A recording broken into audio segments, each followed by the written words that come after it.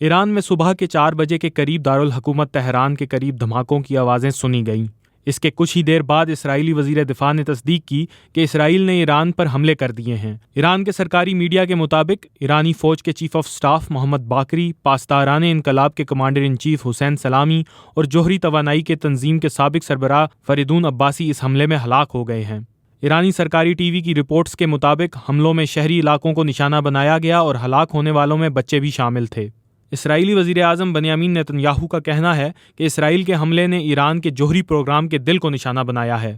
ان کا کہنا ہے کہ اسرائیل نے ایران کے شہر نتنز میں ایران کی مرکزی جوہری افزودگی کے سینٹر کو نشانہ بنایا ہے، جو ایران کے دارالحکومت سے 225 کلومیٹر کے فاصلے پر ہے۔